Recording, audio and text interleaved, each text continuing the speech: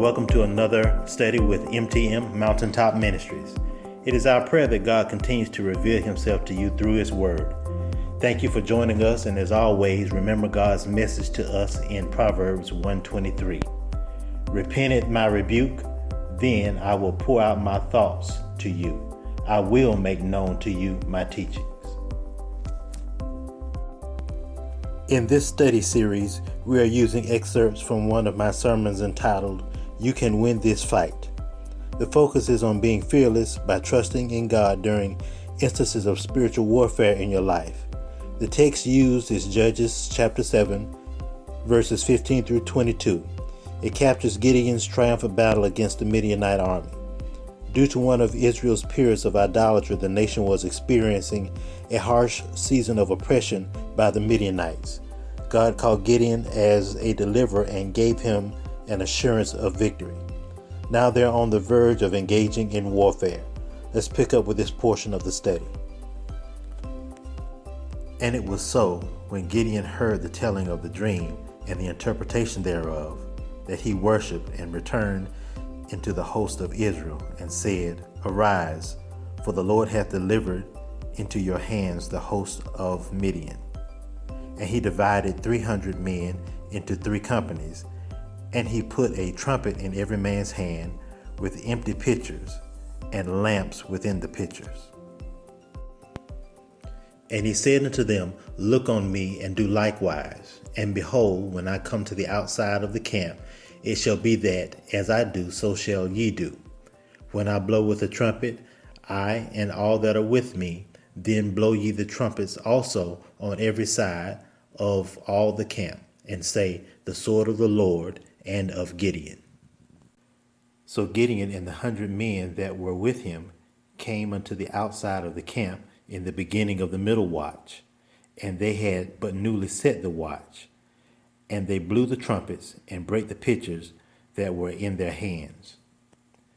And the 3 companies blew the trumpets and brake the pitchers, and held the lamps in their left hand and the trumpets in their right hand to blow withal. And they cried, The sword of the Lord and of Gideon. And they stood every man in his place round about the camp, and all the host ran and cried and fled. And the 300 blew the trumpet, and the Lord set every man's sword against his fellow, even through all the host. And the host fled to Bethshittah in Zerereth, and to the border of Abel Meholah unto Tabbath. Pray with me as I give you this message from the Lord entitled, You Can Win This Fight.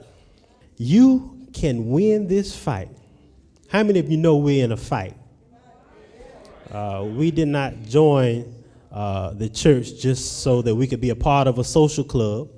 We did not join this baptized band of believers just to be a part of a fraternity or a sorority. But we joined an army, and an army should be ready to fight. Amen, somebody?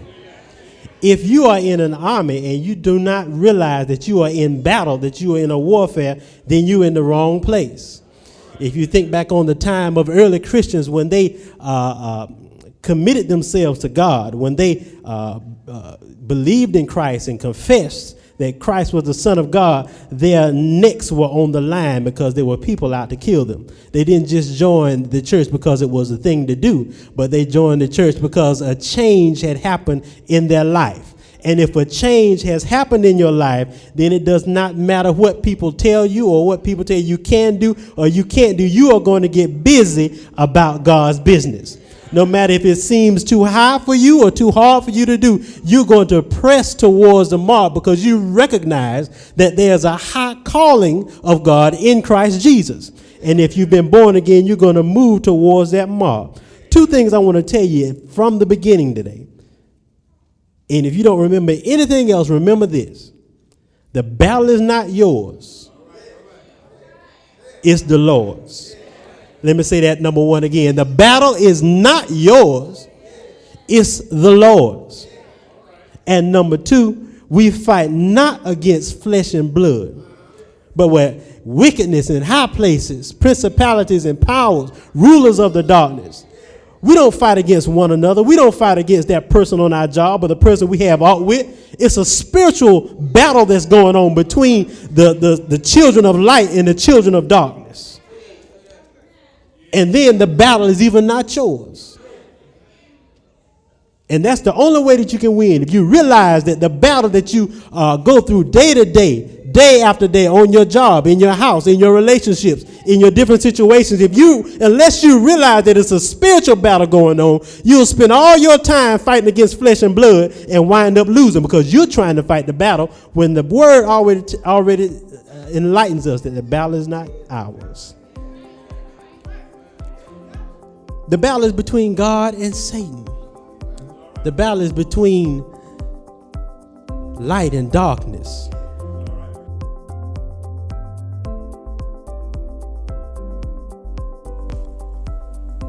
Our brief time together has come to an end for now. I hope these few words have been a blessing to you. Please check out the next part of our series as soon as it posts.